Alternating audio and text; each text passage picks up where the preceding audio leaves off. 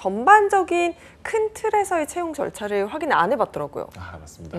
이 채용 절차 뭐 간단하게 말씀을 드리면은 똑같습니다.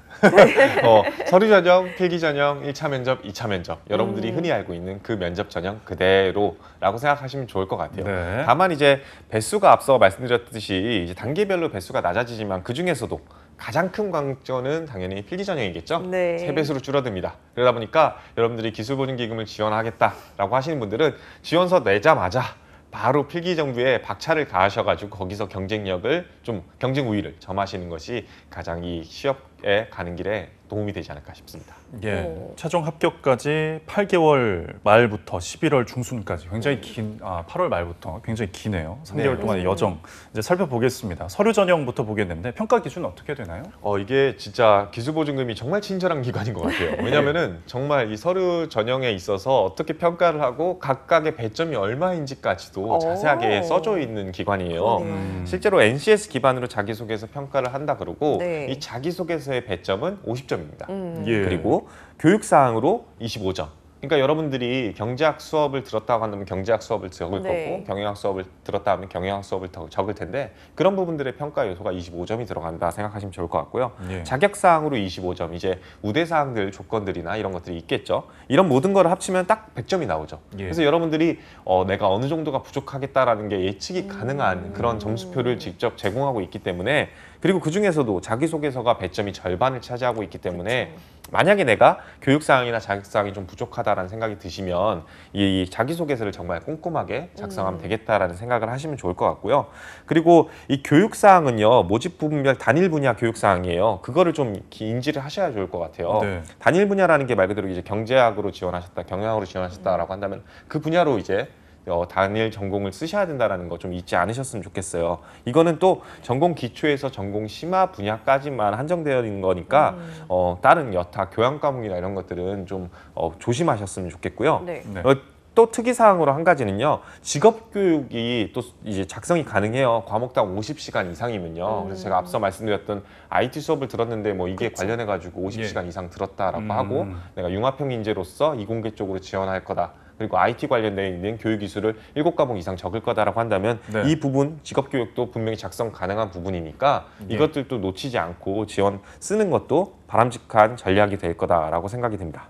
예. 지금 보면 서류 전형 100점 중에서 반인 50점이 자기소개서예요. 보면 저희가 지금까지 공기관 자기소개서는 이제 뭐 적부다 이래서 좀 편하게 쓰시라 이런 얘기를 하는데 여기서 50점이라고 하니까 좀 부담이 되는 것 같은데요. 네, 맞습니다. 물론 이제 2차 면접에서 또 이제 전형에서 다 각각 뭐 이제 기본적으로 제로 베이스다 해가지고 서류는 사실 2차 면접, 최종 면접에서 이제 당락을 좌우하지는 않습니다. 네. 하지만 서류 전형에서 어떻게 썼냐가 기본적으로 1차 면접에서 영향을 줄 수밖에 없겠죠. 네. 그리고 2차 면접에서도 영향을 줄 수밖에 없을 겁니다. 예. 그러니까 여러분들이 아무리 배수가 넓다지만 기본적으로 서류 전형을 통과해야지 필기시험 볼 수 있으니까 일단 1차적으로는 필기시험을 가기 위해서 좀 꼼꼼하게 작성을 해야겠습니다. 그리고 두 번째로는 1차 면접에서 필기를 통과해봤자 1차 면접에서 여러분들이 2차 면접에서 무슨 얘기를 할지가 어떻게 보면 기틀이 잡히는 그런 과정이니까 예. 자기소개서 작성 절대로 허투루 하시지 말고 꼼꼼하게 작성하셨으면 좋겠습니다. 예. 작성 방법에 대해서도 한번 설명을 해주시죠. 일단은 여러분들이 이 경력이나 경험들 같은 경우에는 굉장히 없을 수도 있어요. 그래서 예. 그런 부분들을 좀 꼼꼼하게 미리미리 정리를 해놓고 경험 항목들이 기본적으로 이번 항목에서도 많이 보이시니까 그런 부분들을 미리 좀 작성을 해놓으세요. 일단은 뭐 지금 당장 기술보증기금에 들어가시는 분들은 항목부터 보시는 게 맞겠지만 예. 이번에 이제 지원을 다음부터 하겠다 하시는 분들은 이런 항목들 보시면서 내가 미리 경험을 정리를 해놔야겠다는 생각을 좀 하시고 접근하셨으면 좋겠습니다. 일단 기술보증기금 자기소개서 작성 방법 한번 살펴보겠는데요. 일단은 지원자가 생각을 충분하게 표현해서 평가자가 당시 상황을 그려줄 수 있도록 명료하게 작성해 주세요 라는 얘기를 했잖아요. 네. 이래서 경험을 미리 작성을 해놓고 정리를 해놓으라고 말씀드리는 거고요. 문항에 따라 글자 제한이 있으니 실제로 좀 이따 말씀드리겠지만 글자 수가 이제 좀 이렇게 좌우되는 경우가 있어요. 근데 이거를 좀 주의하셨으면 좋겠어요. 글자 수 제한이 있다라고 해가지고 그럼 그 안에만 들어가면 되겠네 라는 생각으로 접근하신 경우가 간혹 있거든요. 네. 근데 이제 여러분들이 이제 러브레터를 받는다고 생각해 보셨으면 좋겠어요. 러브레터를 네. 2명의 남자에게 받았는데 네. 한 명은 A4용지 반 페이지만 써서 줬어요. 네. 네. 다른 한 명은 꽉 채워가지고 살아간다는 얘기를 수백 번 얘기해줬어요. 네. 누가 더 이 기업에 오고 싶을까요? 나한테 사랑을 받고 싶을까요? 당연히 꽉꽉 채운 그쵸. 사람이 그렇겠죠. 그래서 글자 수 제한은요, 어떻게 보면 여러분들이 꽉 채워야 되는 그런 부분이다라고 생각해서 접근하셨으면 좋겠고요. 예. 각 문항의 입사지원서에 기재하는 경험은 이게 제일 중요한 포인트예요. 3번. 각 문항은 입사지원서에 기재하지 않은 모든 경험, 경력사항을 작성하실 수 있습니다. 사실 여러분들이 가장 우려하는 것 중에 하나가 아르바이트 했는데 맞아요. 거기서 뭐 증빙할 수 있는 자료가 없어요. 네. 아니면 뭐 일하던 회사가 망했어요. 막 진짜 그런 경우도 진짜 많습니다. 아, 네. 근데 이런 경우 그럼 자소서 작성 못하냐? 일단 경력사항에는 작성하지 못하는 게 사실이지만 네. 경험사항에는 충분히 작성할 수 있습니다. 여러분들의 동아리 활동이라든지 학회 경험이라든지 봉사 동아리라든지 네. 하는 것들도 모두 작성할 수 있으니까 미리미리 경험을 좀 정리를 해놓으실 필요가 있다. 그리고 이번에 지금 지원하시는 분들도 경험을 적극적으로 활용하셨으면 좋겠다. 다만 주의하실 사항은 블라인드 채용 절대 잊지 않으셨으면 좋겠고요. 네. 그리고 마지막으로 그렇다 할지라도 뭐 경력상 관련되어 있는 증빙 자료 안 내도 되겠네, 그냥 아무나 써도 되겠네, 허위로 써야겠다. 큰일 납니다. 네. 실제로 진짜 우스갯소리로 사례 모 공기업에서 네. 뭐 자신이 이제 마라톤 이제 끈기를 다해서 열정을 네, 다했던 네. 사례를 작성해 보라고 해가지고 마라톤을 뛰었던 경험을 썼던 친구가 있었어요. 네. 근데 면접관이 하필이면 그 마라톤을 뛴 거예요. 어머나. 나 그거 반환점 기억나는데 혹시 그 반환점 뭐 있었는지 기억나요? 진짜 특이했는데 띠로리. 라고 했는데 제가 긴장을 많이 해서 기억이 나지 않습니다. 절대 기억나지 않을 반환점이었다고 해요. 그렇죠. 네, 그래서 아쉽게도 네. 탈락하는 고배를 마셨던 그런 경험이 있기 때문에 여러분들 허위 사실을 하게 될 경우 면접 전형에서 굉장히 어려움을 겪을 가능성이 그러네요. 높습니다. 그러니까 절대 허위 작성은 하지 않으셨으면 좋겠습니다. 네, 자칫하면 본인에게 큰 반환점이 될 수가 있겠네요. 예. 자소서 외 입사 지원할 때 유의해야 할 점 또 어떤 게 있을까요? 일단은 제가 가장 먼저 제가 앞서 블라인드 채용 조심해라라는 얘기를 했었잖아요. 이 블라인드 채용이라는 게 사실 기본적으로 학력, 나이, 신체 조건, 성별, 출신지 이거 5대 조건이 기본적으로 블라인드라고 하는데 네. 여기는 좀 더 넓게 블라인드를 하고 있어요. 예. 성별, 신체 조건, 학력, 학교명, 연령은 둘째치고 기본적으로 전공이라든지 혼인 여부까지도 일단은 얘기하지 말라고 하고 있고요. 네. 그리고 이제 작성 요령에서 Q&A 같은 경우에도 사실 되게 주의 깊게 보셔야 될 텐데 Q&A 살펴보시면 아시겠지만 전공까지도 얘기하지 말라고 되어 있더라고요. 그래서 여러분들이 분명 경제 직렬로 지원하고 그러니까요. 경영 직렬로 지원하면은 예. 전공이 유추가 되지 않을까 싶은 생각이 드는데 네. 어쨌든 하지 말라니 하지 마시기 바랍니다. 알겠습니다.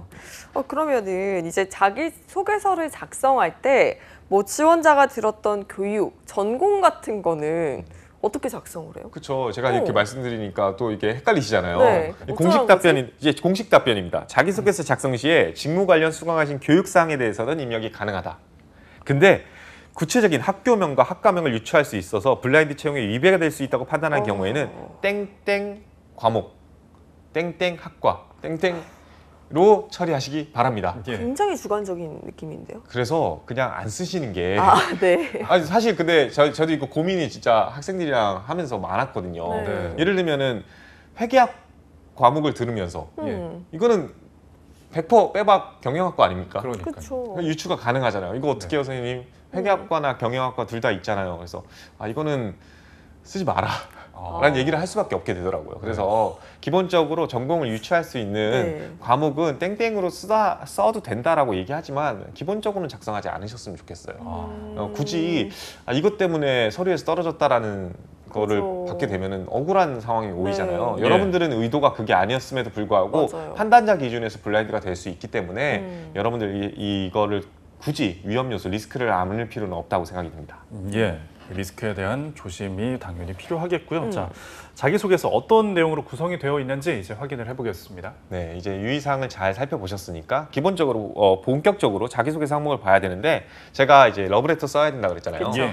작게는 300자, 크게는 1000자 그리고 5항목인데 300자에서 1000자니까 300자나 500자만 채우면 되지 절대 안 됩니다. 1000자까지는 아니더라도 90%는 좀 채우셨으면 좋겠어요. 네. 이거 네. 진짜 많이 물어봐가지고 그냥 한 900자 정도는 채워야겠다는 생각으로 접근하셨으면 좋겠고요. 간략하게 내용 살펴보면 지금 다음과 같거든요. 1번 항목은 기술보증기금의 인재상, 그리고 이공계, 상관계, 법학급 직무를 가진 사람, 제가 아까 일부에서 얘기했죠. 융합형 인재 또 나왔죠. 실제로 융합형 인재를 정말 사랑하는 기관입니다. 네. 그래서 그 중에서 이공계, 상경계 법학적 직무 역량 중에 본인이 가지고 있는 강점을 직무 역량 이걸로 좀 표현을 해달라라고 이야기를 하고 있고요. 두 번째는 소속된 집단에서 내부 갈등을 마주했던 경험에 대해서 작성하라는 항목이 있고요. 네. 세 번째는 도덕적 해이를 겪었던 경험. 어, 네 번째는 정확히는 도덕적 해이를 겪었던 경험이기보다는 도덕적 해이를 겪을 수 있던 상황에서 안 했던 네, 경험이겠죠. 그렇죠. 네 번째는 본인이 기존의 방식이나 틀에서 벗어나서 새로운 관점으로 문제를 해결했던 경험. 그리고 마지막은 기술보증임의 핵심 가치가 공정, 혁신, 협력. 이 중에서 본인이 임무를 수행할 때 가장 중요하게 생각하는 한 가지를 선택해라. 이 항목 5가지로 구성이 됩니다. 뭐 무난하다라면 무난하지만 네. 또 어렵다면 네. 어려운 그런 항목들로 구성되어 있습니다. 그냥 제가 보기에는 최근에 봤던 많은 이제 자소서들 항목이랑 좀 비슷하지 않나라는 생각이 드는데 1번 항목부터 확인해 보도록 할게요. 기술보증기금의 인재상은 이공계, 상경계, 법학적 직무 역량을 갖춘 융합형 인재입니다. 이 중 본인이 강점을 가지고 있는 직무 역량을 한 가지 선택하고 선택한 직무 역량이 기술보증기금 직무 수행에 어떤 도움이 될지를 본인의 경험에 기초하여 설명해 주십시오. 2. 선택하지 않은 직무 역량을 어떻게 개발해 나갈 것인지 구체적으로 기술해 주십시오. 와, 가지고 있는 역량도 얘기하고 안 가지고 있는 것도 만들어라 이렇게 얘기를 하고 있네요.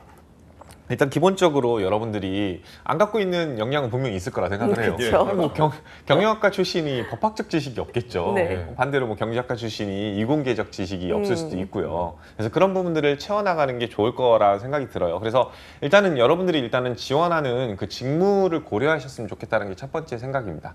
내가 이제 경제학이나 경영학으로 직군을 지원을 하는데 갑자기 뜬금없이 이공계적 지식을 갖고 있다라고 얘기를 하면은 좀 어불성설이 되겠죠. 그러면 이공계로 애초에 직무를 지원하지 왜 상경계로 지원했냐라는 얘기를 충분히 물어볼 수 있기 때문에 네. 일단은 본인이 지원하는 직무와 본인이 가장 가지고 있는 강점을 기반으로 작성하시는 게 맞습니다. 예. 그러면은 부족한 부분은 무엇이냐? 사실 걱정하지 않으셔도 좋을 것 같아요. 진짜 부족한 부분을 작성하시면 좋을 것 같습니다. 그 중에서도 당연히 본인 직무에서 조금은 덜 리스키한 네. 거겠죠. 저는 개인적으로 상경계라든지 이공계 지원자들은 당연히 법학적인 부분이 부족할 수밖에 없다는 생각이 들고 네. 그 부분을 채우는 거에 좀 중점을 둔 자기소개 작성을 하시는 것이 훨씬 더 바람직하지 않을까 하는 생각이 들어요. 아무래도 내가 융합형 인재가 맞다라는 얘기를 면접에서 할 가능성이 높은데 이공계적 지식이 없는데 어떻게 융합형 인재냐 이렇게 얘기를 해버리면 네. 또 본인의 자승자박이 될 수 있기 때문에 그런 부분들을 좀 주의하셔서 작성하셨으면 좋겠습니다.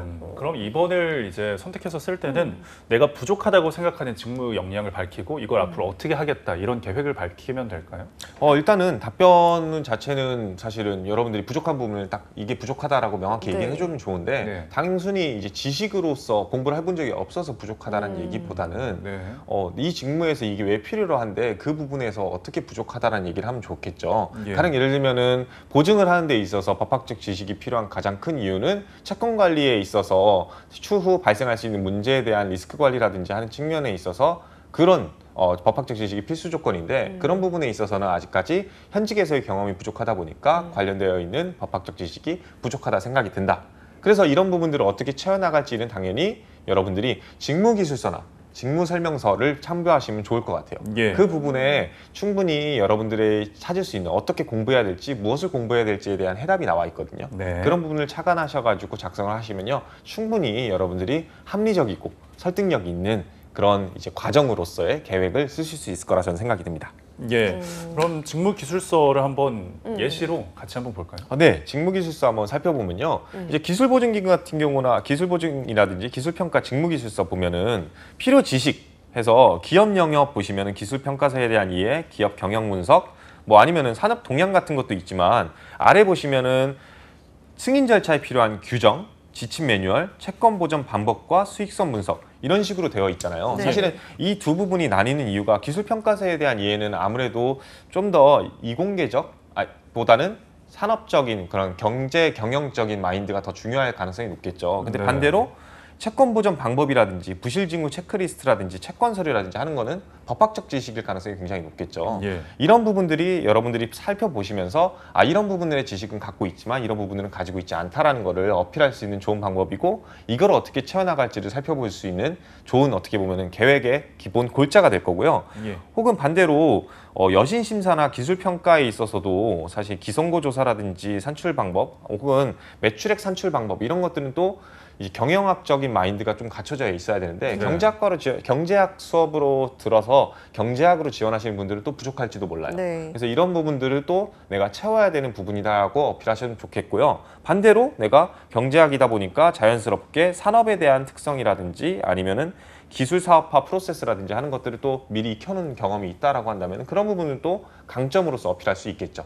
그래서 여러분들이 지금 어떤 지식을 어필해야 되고 내가 이 네. 지식들이 왜 내 강점인지 혹은 내 약점인지를 찾아보시는 데 제일 좋은 방법은요. 이 지금 내가 지원하는 직무에 대한 직무 설명서를 꼭 읽어보시는 거예요. 여기에 모든 해답이 담겨 있다. 저는 이렇게 생각을 합니다. 네, 여러분 지원 직무 기술서 꼭 읽어보시고 내 강점과 그리고 아직 부족한 부분 체크해 보셨으면 좋겠습니다. 이번에는 자기소개서 두 번째 항목으로 넘어가 보도록 할게요. 갈등을 겪었는데 이걸 어떻게 해결했냐 이걸 묻는 것 같거든요. 어떻게 적어보는 게 좋을까요? 일단은 이 지금 제가 앞서 모든 항목을 쭉 살펴보면서 여러분들이 2, 3, 4번 항목을 보시면서 조금은 결이 비슷하지 않나라는 생각이 맞아요. 드셨을 가능성이 되게 높아요. 여기는 갈등 상황이고 뒤에는 도덕적 K인데 뭐 그게 도덕적 K 때문에 갈등 상황이 벌어질 수도 있잖아요. 그렇죠. 그러니까 이게 여러분들이 일단은 비슷한데 그렇게 생각하면 안 되겠다라는 생각을 먼저 하셨으면 좋겠습니다. 그러니까 여러분들이 자기소개서라든지 면접을 보실 때 이 질문을 왜 했을지 생각하는 자세가 사실은 더 좋은 자기소개서를 쓰는 방법이거든요. 우리가 팀워크라는 거를 생각해 보면요. 이 갈등 상황을 왜 물어봤는지 알 수 있어요. 분명히 공기업에서도 갈등 상황이 벌어질 수 가능성이 높은데 네. 이 갈등이 여러분들이 생각하는 그런 개인적인 갈등이면요. 과연 합리적인 갈등일까요? 가령 예를 들면은 오늘 점심 먹으러 가자라고 해놓고서는 짜장면 먹을래 짬뽕 먹을래 했는데 그것 때문에 싸웠어요. 네. 자, 이거 해결해 준다는 이야기를 자기소개서에 쓰면요. 도대체 뭘 보여주고 싶은 걸까요? 그러니까요. 근데 굉장히 많은 친구들이 이 자기소개서의 갈등 상황을 쓰면요. 이거를 이쁘게 포장해서 이런 갈등을 써요. 약한 느낌. 네, 예를 들면은 아이고. 팀별 프로젝트를 하는데 두 명이 그냥 갑자기 그만하겠다라고 나간 상황이에요. 네. 이거를 자기가 해결했대요. 이거는 사실 글쎄요. 이걸 통해 가지고 뭐 갈등 상황을 해결했다고 보여줄 수는 있겠지만 공기업에서 흔한 갈등 상황인지 혹은 이번 항목에서 정말로 물어보는 갈등 상황인지를 다시 한번 체크해 보셨으면 좋겠어요. 예. 사실은 기관이나 기업, 조직에서의 갈등 상황 중에 가장 합리적인 갈등은 공동의 목표가 있고 그 목표를 달성할 수 있는 방법들, 과정 간에서 서로의 의견 차이로 인한 갈등이 가장 합리적이겠죠. 네. 네. 가령 예를 들면은 두 아나운서분들께서 일부를 마감하는 데 있어서 춤을 추는 것이 훨씬 더 우리 분위기를 살리는 데 도움이 되겠다라고 얘기를 하시는 분이 있는가 하면 예. 반대로 춤추지 말고 깔끔하게 넘어가자라고 얘기하는 분이 예. 있을 수 있어요. 둘 다 의견은 다를 수 있습니다. 하지만 두 분의 공동의 목표는 우리 투데이 잡스를 더욱더 재미있게 만들고 싶다. 더욱더 흥미진진하게 만들고 싶다라는 공동의 목표를 가지고 있을 겁니다. 예. 이런 갈등 상황이 사실은 조직 안에서의 합리적 갈등이겠죠. 예. 단순히 점심 뭐 먹을지 두 분이 싸우는 게 아니라. 그렇죠. 네. 그래서 여러분들이 갈등 상황을 그냥 객관적으로 접근하실 때 이 네. 조직에 정말 부합하는 의견 충돌에 의한 갈등 상황들을 체크해 보시고 그거를 합리적으로 극복하게 되면 자연스럽게 우리 조직이 더 활성화되고 팀워크가 더욱더 구체화될 수 있겠죠. 그런 갈등 상황을 고려하시면 자연스럽게 여러분들의 팀워크 능력이라든지 갈등 해결 능력이 보이실 거라 생각합니다. 예, 어떤 목표가 있는 합리적인 갈등에 대한 상황을 반드시 적어주셔야겠습니다. 자, 3번 항목을 살펴보겠는데요. 자, 본인이 소속된 집단에서 도덕적 해이를 겪었던 경험이 있다면 1번 어떤 도덕적 해이였는지 설명을 해주시고요. 2번 원칙이 어긋나는 상황에 직면했을 때 어떻게 행동을 했는지 자신의 행동을 구체적으로 기술해 주십시오라고 했습니다. 자, 왜 이런 도덕적 해이라는 단어가 나온 질문 자체가 저는 좀 생소하거든요. 맞습니다. 네. 일단은 뭐 이 직무 특성도 있지만 사실 1차적으로 봤을 때는 네. 뭐 요즘에 이제 공기업 공공기관들이 여타 문제들이 많이 벌어졌잖아요. 그렇죠. 네, 예. 그런 것에 있어서도 분명히 청렴이라든지 정직이라든지 하는 덕목으로서 출제된 경향도 분명히 있을 겁니다. 하지만 좀 더 직무적으로 접근하시는 게 오히려 여러분들이 진짜 기술보증기금에 대한 생각을 많이 했구나라는 생각이 들 수 있을 거라 저는 생각이 들어요. 네. 기술보증기금은 기본적으로 기업을 평가하는 기관이고 그 기관한테 한정되어 있는 기금이라는 자원을 그렇죠. 바탕으로 보증을 해주는 기관이잖아요. 근데 나랑 친하다고 기본적으로 되지 않는 기업한테 기술력이 떨어지는 기업한테 좋은 기술력 평가를 해준다든지 보증 나랑 불편한 사이라고 네. 일단은 보증 못 해준다고 예. 한다든지 하는 상황이 벌어지면 정말 객관적이고 공정하지 못한 평가가 이루어질 수 있겠죠. 사실 이런 것들이 어떻게 보면 도덕적 해이의 출발선이 아닐까 싶어요. 네. 이 직무에 있어서 여러분들도 이 직무를 그대로 따라하는 거를 그대로 보여주는 거는 당연히 불가능할 거라 생각합니다. 보증 일을 해보시지 않으신 분들이라고 한다면. 하지만 기본적으로 여러분들이 우리 사회 안에서 소속된 조직원에서 도덕적 해이가 발생할 수 있는 문제들은 굉장히 많다고 생각이 들어요. 이런 규정과 규범에 입각해서 정직하게 일을 처리해야 되는데도 불구하고 유혹에 있어서 빠지는 일이라든지 하는 문제점들은 단순히 이런 기술보증기금에 일하지 않는다 할지라도 동아리에서든 아니면 여러분이 인턴을 하던 아르바이트든 그런 도덕적 해이를 착안하셔가지고 내가 끝까지 이 도덕적 해이를 방지하면서 계속 규정과 규범에 입각해가지고 객관적이고 공정하고 청렴하게 정직하게 업무 처리를 했던 책임감 있는 모습을 작성하시면 그거야말로 기술보증기금에서 바라는 인재상에 부합하는 모습일 것이다 라고 말씀드릴 수 있을 것 같습니다. 네, 예. 일단 모든 질문이 의도를 파악하는 게 중요할 것 같고요. 이어서 4번 항목으로 넘어가 보도록 할게요. 본인이 기존의 방식에서 벗어나서 새로운 관점으로 문제를 해결하기 위해 시도했던 경험이 있다면 기존의 방식과 어떤 차이점이 있었는지 설명해 주십시오. 이래 분석을 바탕으로 문제 상황을 해결하기 위해 본인이 기울였던 노력과 결과를 구체적으로 기술해 주십시오. 새로운 관점이라고 하면 뭐 창의성, 새로운 길? 뭐 이렇게 생각하면 될까요? 네, 맞습니다. 이제 창의성, 혁신 뭐 이런 단어가 가장 먼저 떠오르실 네. 텐데 그렇게 생각하기 시작하면요 답이 없더라고요. 이게 한 일주일 걸리더라고요. 네. 이거 생각해내요. 난 창의적이지 않은 사람인데 내가 저도. 창의적이 언제 벌어졌지? 그러니까 창의성으로 생각하시기보다는 네. 기존에 있는 방법이나 방식에 있어서 좀 변화를 줬던 사례 정도로 좀 네. 약화해서 생각하시면 좋을 것 같아요. 막 새롭게 뭐 어떤 새로운 걸 창출한다. 우리는 잡스가 아니잖아요. 잡스처럼 예. 스티브 네. 잡스처럼 막 엄청 대단한 일을 쓰시기보다는 네. 기존에 일단 문제점이 있었으면 좋겠어요. 여러분들이 이제 기존의 문제점이라고 하는 것들을 좀 오해하시는 경우가 있는데 이게 뭐 나의 개인적인 문제점이라고 접근하시면요 답이 없어집니다. 예를 들면 내가 토익 공부를 하는 데 있어서 A라는 방식으로 공부했는데 이게 문제다. 그래서 B로 공부했다. 이거는요 절대 창의적이지도 않고 혁신적이지 보이지도 않을 거예요. 예. 네, 그렇죠. 방식이라는 거는 기본적으로 내가 어떻게 보면 나로 인해서 생겨난 방식이 아니라 기존에 있던 프로세스나 절차를 의미해야 되기 때문에 나의 개인적인 일보다는 조직에 있던 일을 이야기하시는 게 바람직합니다. 조직 안에 속했는데 그 조직에서 A라는 업무 프로세스가 있는 상황인 게 좋고요. 두 번째는 그 A 업무 프로세스가 꼭 잘못된 걸 필요는 없다. 이렇게 생각하시면 좋을 것 같아요. 예. 다른 예를 들면은 커피 알바생이 커피 그런 주문 받는 과정에 있어서 분명히 받는 방식이 그냥 네, 뭐 커피 한 잔 주세요, 라떼 한 잔 주세요. 이 방식도 분명히 그쵸. 잘못된 방식은 아니잖아요. 네. 그래서 그런 방식도 충분히 괜찮은 방식이다. 하지만 여기서 변화를 추구할 수 있겠죠. 이러다 보니까 자연스럽게 놓치는 고객이 생긴다. 네. 점심시간에. 그러다 보니까 사장님한테 적극 건의해서 주문은 키오스크에서 받자라는 이야기로 접근할 수도 있겠죠. 그러다 보니까 회전율이 더 올라가고 매출액이 더 상승할 수 있었다. 그러니까 여러분들이 기존의 방식을요 너무 잘못된 방식으로만 접근하지 마시고요. 기존의 방식에서 효율화를 더 할 수 있는 방식을 내가 착안해서 좀 더 보탬이 될 수 있는 방안을 도출했다라는 방식으로 접근하시면요 이야기할 거리가 굉장히 많아질 겁니다. 그렇게 되면은 여러분들이 이 항목을 좀 더 쉽게 접근하지 않을까 싶습니다. 예. 그리고 자기소개서 이제 마지막 항목 보도록 하겠는데요. 자, 기술보증기금의 핵심 가치는 공정, 혁신, 그리고 협력입니다. 이 중 기술보증기금의 직원으로서 가장 중요하다고 생각되는 한 가지를 선택하고요. 그리고 이유, 근거를 들어서 설명해 달라고 했고요. 이 가치를 위해서 기술보증기금이 어떤 노력을 할지 본인만의 방안을 제시해 달라고 했습니다. 자, 이 세 가지 중에 한 가지를 선택해야 되는데 고민이 많이 될 것 같아요. 그렇죠. 저는 일단 다 맞다고 얘기를 하겠습니다. 네. 예. 뭘 선택하든 여러분들 자수서인 정답은 없습니다. 그렇죠. 다만 여러분들이 잘 생각해 보셔야 돼요. 저희가 지금 항목을 다 살펴봤잖아요. 네. 예. 근데 공정, 혁신, 협력 이 단어 뭔가 유추가 앞에 되지 다 않아요? 있었어요. 그쵸, 정답이에요. 네. 2번 항목이 사실은 어떻게 보면은 이 3번 항목 도덕적 해이가 사실은 공정일 거고요. 네. 혁신은 방금 얘기했던 네. 그리고 협력은 앞서 말했던 그런 갈등 상황을 해결했던 경험일 거고요.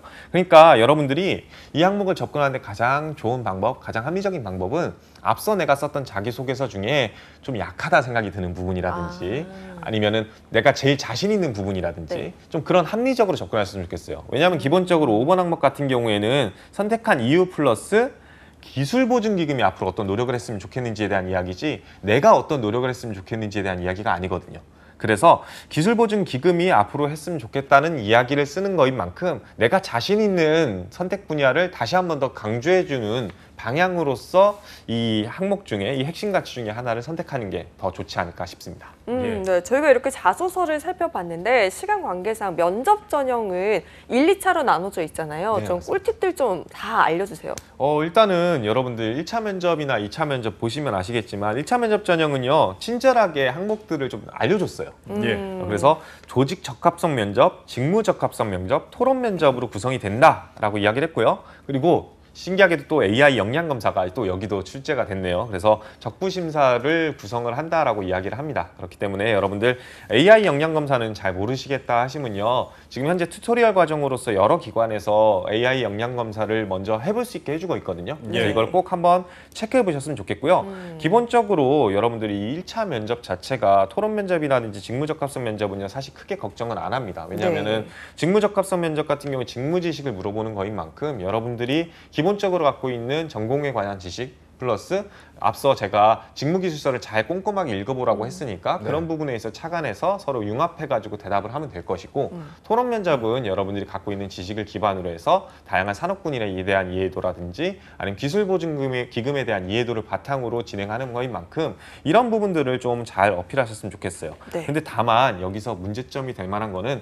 1차 면접을 이렇게 끝났다 휴 2차 면접을 넘어가야지 하면서 한 고비만 넘어가는 관계가 아니라 네. 네. 이 점수를 바탕으로 맞아요. 20점이 그대로 2차 면접에 반영이 되는 만큼 이 2차 면접에서도요 다르게 접근하시기보다는 1차 면접이 결국 2차 면접으로 이어져 간다라는 개념으로 접근하셨으면 좋겠습니다.